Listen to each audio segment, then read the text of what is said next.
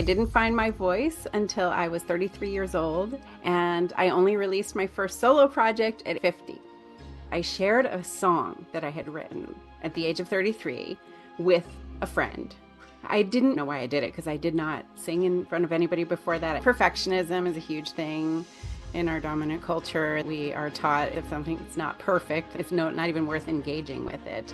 Creativity creates a space when our wounds and the pain that we have are clearing away. There's a hole that we're used to filling with anxiety or obsession when we're letting go of those behaviors. What do we fill that in with? The biggest factor in fulfilling our creative dreams. It's the skills that we can build and the passion that we hold in our hearts for it and the authentic voice, the way that we express it that comes out. Don't let fear stop you. Don't let imperfection stop you. Hello and welcome to a new episode of The Career Changers. Our guest today is Jenny Elinora, creativity empowerment coach, vocal artist, and award-winning musician who has made it her mission to help women over 50 rediscover their voices and embrace their creative dreams. Silenced by early criticism and life's traumas, I didn't find my voice until I was 33 years old, and I only released my first solo project at 50. Along the way, I've performed and written and recorded and produced 30 plus original songs and earned recognition for Best Vermont Rock Album in 2019. Through my holistic approach, blending somatic practices, sound healing, community support, and creative coaching, I've helped over 100 women overcome self doubt, imposter syndrome, and creative stagnation. I believe creativity is not just self expression, but also an essential pathway to healing, transformation, and joy. Today, we will discuss her career change journey and the importance of creativity in our lives. Hi, Jenny. Thank you so much for joining us. Hi, Lisa. Thank you. So, let's start with your background. Where did you grow up and what was your dream job when you were a child? I always say I grew up in suburbia, cookie cutter stuff. My dream job to be a singer, to be a musician. So, you were actually dreaming of being a singer, and then that's a theme that went through your life. Yes. So, what is your educational background? What did you decide to study? I ended up studying language. I studied music a lot when I was a kid, and I continued throughout my life until I started doing it professionally. But my degree is in language, and it goes together, music being an amazing language as well. And so it has all come together for me in that way. How did you start your professional life, or better, what was your first job?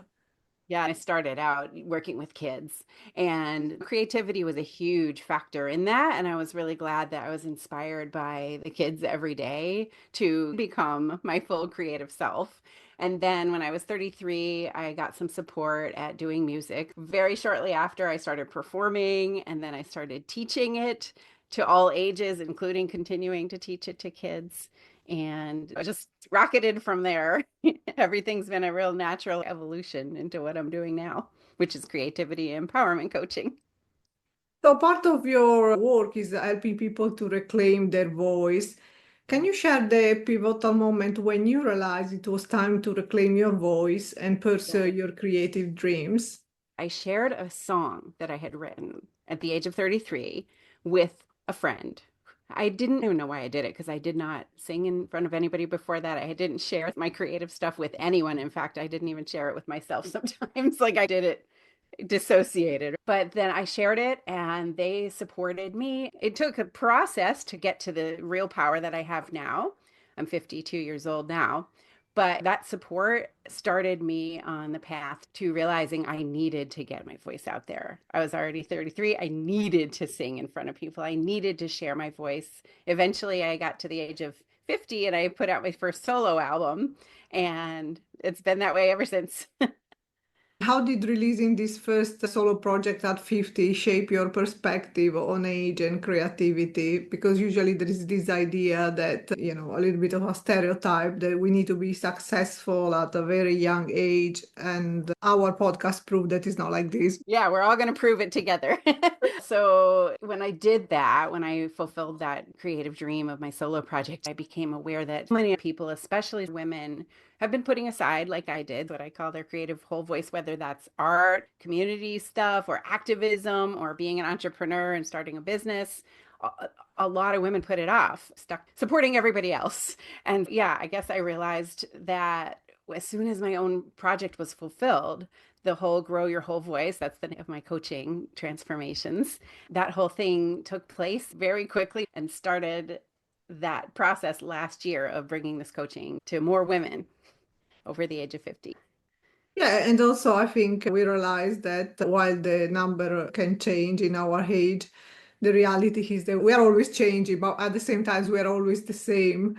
It's not this stereotype that once you reach a certain age, you're gonna feel like an old person with no desire or ambition. Probably is actually true the opposite. Yeah, in fact, I just started a creative play date series for adults to get us back to the child that we used to be able to freely play at whatever we wanted to do creatively and just let that be part of our lives. In a world so focused on the practical aspects of life, sometimes there are barriers to creativity because maybe it's seen as something that is less profitable or maybe more challenging in terms of achieving success. So, what are the most common reasons women silence their creative aspiration and how can they overcome those challenges? The number one obstacle that I hear is time. I don't have the time. I don't have the time, or I don't have the energy. And my experience and the experience of the clients that I've had transformations with is that really when we are engaging in our creative lives, we gain time because we have a lot of more energy to do the things that we love. And I guess other obstacles underneath that, right? Time is a surface thing. Underneath that are things like my voice isn't good enough. My voice doesn't have value. I don't have the talent. That's a huge myth that I could go into for days, but I won't today. You can join me on any of my channels to see me talk about that sometimes. And I'm a little bit curious. You mentioned I don't have the talent. Yeah. What can you say just something about that? Because I think everyone identify with that inner voice that Yeah. sometimes you want to do something, but then you feel like, oh, Yes. Yeah. So perfectionism is a huge thing in our dominant culture that we are taught if something's not perfect, then we shouldn't, and it's not even worth engaging with it. That's really not true. Our lives, especially our creative lives, are really about process. We're always going to be making mistakes. As far as talent goes, shows like American Idol and those kind of shows are fun to watch people compete for being the best, but they really have perpetuated a myth that we need to already possess some kind of talent. And the fact is, almost every skill that it takes to do something creative, music or building a business, can be learned. Like right now, I'm building a business. I didn't know how to do anything like that. And I'm getting coaching and support to do that, as well as having my own creative passion be at the heart of it. So, talent really is not the biggest factor in fulfilling our creative dreams. It's the skills that we can build. And most importantly, is the passion that we hold in our hearts for it and the authentic voice, the way that we express it that comes out as a result. as part of your practice, you use somatic practices and sounds healing. How can those things help in addressing self-doubts and imposter syndrome?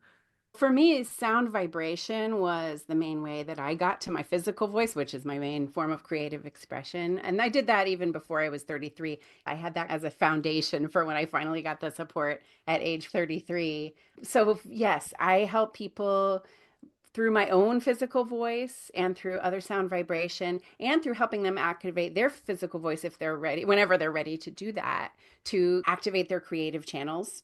That goes along with the somatic embodiment visualizations that we do to imagine our creative purpose. The meditation that we're going to share as a freebie in the descriptions of this podcast is going to be a free 8-minute creative spark meditation to help you. It's got both the sound bath behind it to reactivate your creative channels energetically, and also has the visualization to help you embody your creative dream and pull in the supports that you already have around you to live that creative dream.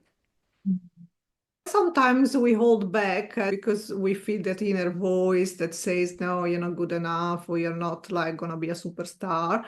What if we start to use creativity as a tool for healing trauma and also anything that can promote our emotional well-being?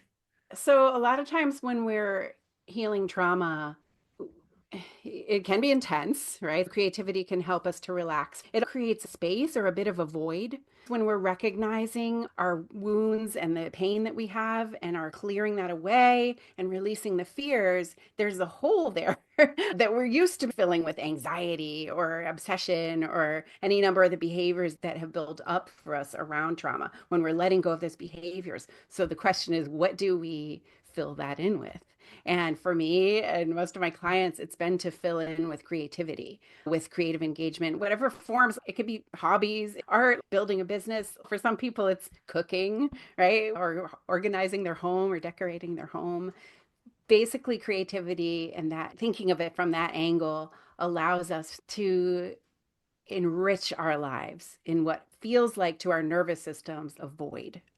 We're going ahead and rewiring more actively, rewiring our brains, rewiring our nervous systems more actively by filling that space with creativity, giving those neural pathways somewhere else to go. How can engaging in creativity transform our lives, whether that's professional or personal? A client's story would be in good order here. I'll give you an example of one of my clients who came to me years ago when I was doing voice and performance coaching. She came because she wanted to get more power with her songwriting, and she did. And then she wanted to be able to perform them in public, and she started doing that at open mics, and it's very powerful. She still does that to this day. In the meanwhile, though, what happened with her was once she started opening up those creative channels related to her songwriting, she confessed to me that she'd been writing a book for a really long time. And a year or two went by, and she was still talking about writing the book sometimes. Finally, she actually confessed that she'd been writing that book for 40 years. So this was last fall that she confessed that. I was like, I've opened up this creativity empowerment coaching system, and would you like to try it? And let's get your book published. And so now she's publishing it this year. We went through the creative pathways, which is like a 4-hour deep dive into our creative voices. It provides some amazing transformations to reach goals like that, and a pathway to how, like, it provides both intuitive and energetic opening as well as logistical support. What's the next step? Breaking down the goals into little steps. I help people do that too. Yeah, I got an email from her a couple of weeks ago saying, I'm telling you, even before I told my husband that the last chapter is edited, the advanced reader copies are going out today or whenever it get printed. I'm thrilled for her. She's publishing this 40-year project this year now after my That's session. incredible. And I do know what that means. I really identify with that story. So many people have this desire to do something that really talks to their soul. Yes, we all have the practicalities of life and then we leave that on the side. But I think it's so important to find personal realization and go ahead with our creative projects. What are some simple daily practices to boost self-expression and tap into creative potential that you can suggest to our listeners? I have an online creativity empowerment community, and every month we do this week called a Quest Week where we have daily adventures that take 5 minutes or less. They don't really take any materials or anything, and they just help to build our creative momentum. So, yeah, I would say do something expansive, right, every day, or something creative, something that you don't usually do. Take at least 1 minute every day to do something that you don't usually do in your life or that you always want to do and fit a little time in for, but you don't. That's my advice. And sometimes it's actually also the decision to set some time to allow ourselves to Yeah. do something that we really want to do and we enjoy and that is not productive immediately. So actually taking the decision to dedicate a little bit of time to explore different part of us. We mentioned this at the beginning, but why do you think for so many people it's so common to feel it's too late to pursue their creative dreams? And how can they shift this mindset? To be very blunt about it, I think that's what the dominant culture has ingrained in us. We didn't start out that way. We didn't start out thinking it's not worth our time to be creative. We were taught that. As children, most of us are just creative. That is what we are. Creativity is a basic human need, and children engage in it all the time, constantly. It's part and parcel with their life. We're disconnected from that, most of us, by the time we get to be adults. And then it's really hard to get back to it. So it takes practice, just like a lot of other things that we're not used to doing. It is the kind of thing that can be practiced. And like you pointed out in the last question, just starting with a tiny bit every day is what's going to help build the momentum to get those channels back reconnected. We're often up here in our heads. Creativity is more generated from our hearts and our bellies. So once we reintegrate those by various practices and by just doing the things that expand into other areas besides just thinking all the time, that's when we're going to get there. And part of your work is to helping women over 50s in reclaiming their creative voices. What are the unique challenges this part of your customers face when they have to reconnect with their creativity? Yeah, the cultural lessons that creativity is not valuable lands on women even harder than other people. So we need to support each other and develop community around being more creative. Women's voices and women as we age, our voices get devalued. It's a common thing, as many of us know, to become more and more invisible within culture. And so, yeah, we have to work extra hard sometimes to go ahead and have our voices be heard. Other challenges specific to women, as I said towards the beginning, we've gone ahead and developed habits of helping other people before ourselves. And as we are all learning, we need to put the oxygen mask on ourselves. And creativity is a huge oxygen mask because, like I said, it's a basic human need.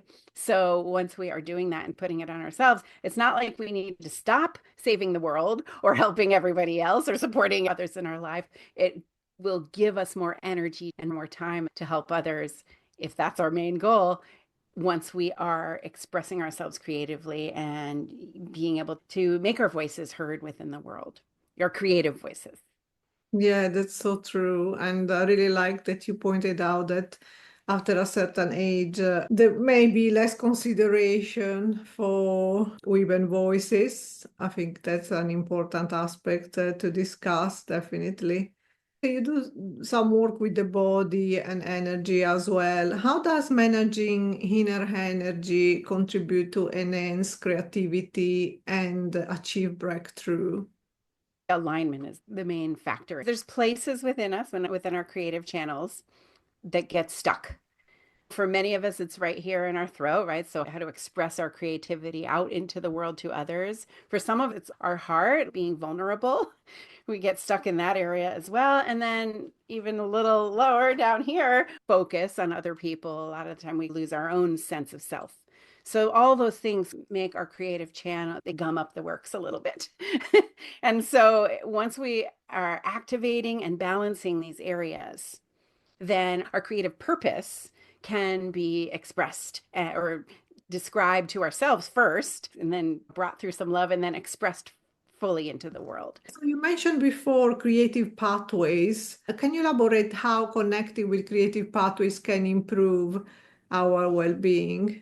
I think of creative pathways as both the channels within ourselves, like I was just describing energetically, that we clear up and create more purpose with, and the pathways that we take in action in the world, right? The steps that we take within the world to the path that we move along in order to fulfill our creative purpose. So, say, for example, your creative purpose is to start your business. You have a big passion at the heart of that, and you've aligned your creative channels to give you the power and confidence to express yourself in that way in the world. And then what do you do? What are the steps that you take in order to help that business be realized? What's your messaging and marketing, especially? What's your brand identity? These things come from your creative channels within yourself, and then they get expressed into the world along your creative path as you learn and teach others what you're all about and what you have to offer in the world. In your experience, do you think there is a link between creativity and mental or emotional resilience? Oh, yeah, definitely. Just like there's a link between a lack of creativity and trauma, or the intensity of the experience of trauma. On the flip side, once we are back to being able to connect with our creative channels and fulfill our own creative purpose in life, then we're building resilience because we're getting feedback from the world that we're on the right path and we're developing community around it. So there's also that form of resilience that we get once we're able to express ourselves creatively in the world. The community that we need to support us most naturally comes through along the way. And we start to seek it out and we start to recognize it when we see it too. So community resilience both within our personal power and resilience with the support that we get from the world. And you mentioned there is a link between a lack of creativity and trauma. How does that manifest? Yeah, okay. Chicken and the egg question here, right? We are creative as children. When we experience some trauma, we often block ourselves up because it's too vulnerable to be experiencing our full creative self and expressing ourselves that way. So then we close down. You When haven't experienced someone of the people you've been working with going Mhm. from a place of total lack of creativity to flourishing. Thanks for asking for an example because related to trauma, I had a client who actually was experiencing some domestic abuse in her home. And the beginning of her getting away from that situation related to her finding her own creative voice. We were doing voice lessons together, specific physical voice lessons, as well as some creative, intuitive, and energetic somatic transformation of her life experiences with what Julia Cameron calls creative monsters in her life, current and past ones. Once we worked through a lot of that, that has been the beginning of her moving towards being away from situations that are hurting her and harming her. And when you're talking about working with our voice, that figurative or is actually literal? Do Both. you work with women voice Yeah. and expression? I love that question so much because it's so key. So many of us actually want to sing and we want to use our physical voice, but it's hard to do within this culture from so many things that we've already discussed, from the talent thing to the devaluation of our voices. So I take people wherever they're ready. I'll help them from wherever they're ready. We enjoy when women actually can use their physical voice because it is this powerful vibrational tool that we all have within our bodies that can heal us from within just by humming, for example. There's a lot we can do with that. I also think of voice as being figurative, as being something that we express ourselves in the world. Not all of us want to be singers. Not all of us feel that connection to use our voice in that way as our own expression. So I help people who are writers and visual artists and singers, as well as people who are having some kind of creative transformation with their careers or their relationship with their communities, things like that, or activism. I have a significant subset of activist clients as well. So it's how we share our voice in the world more powerfully and authentically to create the changes in ourselves first and then the ones that we want to see in the world. That's where voice comes in all those areas. So we are reaching the end of this episode, but we still have a few more questions. So first of all, what advice do you have for women who feel hesitant to take their first step towards creativity? There's three main ways that people, women especially, betray creative purpose. The first one is if you're obsessing a lot over other people and supporting other people a lot in their lives, just in general, whether you think of yourself as creative or not, are you obsessing over other people's lives. That's one sign that you might be betraying your creative purpose. Another one of them is the numbing stuff, right? Where you're binge watching stuff on TV or all our devices, where you're scrolling and scrolling, those kinds of things, numbing out and dissociating, avoiding engaging with the world in ways beyond your devices. And the last big one, where you might start projects, whether you think of them as creative or not, but you're starting things and not finishing them. Whatever your motivations are to do them isn't connected then enough with your creative purpose to give you that inspiration and fulfillment to A, pursue the support that you need to fulfill them, and B, to keep moving at it even when there's challenges and obstacles. So if you see yourself in any of those betrayals, that's my tip, to look in the direction of your creative life and find some answers there. I find this very insightful, and especially the last one. Does it mean that you can go on because when creativity is blocked, it's actually blocking your energy? It does. It's that principle of creating some kind of space for something. It needs to be filled in with a lot in order to balance or move past any kind of blocks or challenges that come up. Because otherwise, again, it's just such a the way our neural pathways have wired up to be scared of this stuff or to feel ashamed of taking the time to do it. We need more power to fill that in there. And getting the connection with your creative purpose, that's one of the main things that I help people do in coaching, is getting that connection where you will in the end fulfill the creative dream and get that transformation despite any obstacles or any quote unquote lack of time or talent that you might have. So, what does success look like to you when you see women tapping into their creative power? Just doing it, literally just doing something about it every day, but also just feeling like living more freely, feeling more valued in the world, and understanding how to engage the world in ways that teach the world about our power. I see all of those transformations, and it just gives me so much joy. I see those transformations when everybody who has taken on that task of doing it every single day. That's incredible. And I hope that our listeners can find inspiration from them and start to take action immediately after this episode. Yeah, get my meditation. It's called Reignite Your Creative Spark. Yeah. I Yeah, will get do that. so. And you can do a free call with me to get some coaching strategy and figure out if we could work together on that support. I provide a creativity empowerment community. I have an online course that people can do at their own pace. Got a lot of strategies and a lot of resources. Oh, that's definitely something that people will find interesting. And so, well, now we are really at the end of this episode. And the last question that we asked all of our guests, you gave lots of advice to everyone else, but if you could give yourself a piece of advice, what would you say to your younger self? Oh, yeah. Don't let fear stop you. Don't let imperfection stop you. That's what I would say to my younger self. Because I did. I let that stuff stop me. And now I'm not. I do have to tell myself that though every day. And I do have coaches that also support me in that because it's hard to do these things alone. Yeah, so just do it. It doesn't matter if it's perfect, but go on Mhm. with it. Yeah. Oh, thank you, Jenny, for sharing your incredible journey and Thank you. insights with us today. Yeah. Thank you, Elisa. And a last message for our listeners, don't forget to subscribe to our channel. If you enjoyed this episode, please leave a review and tune in next week for a new inspirational episode of The Career Changers. Thank you.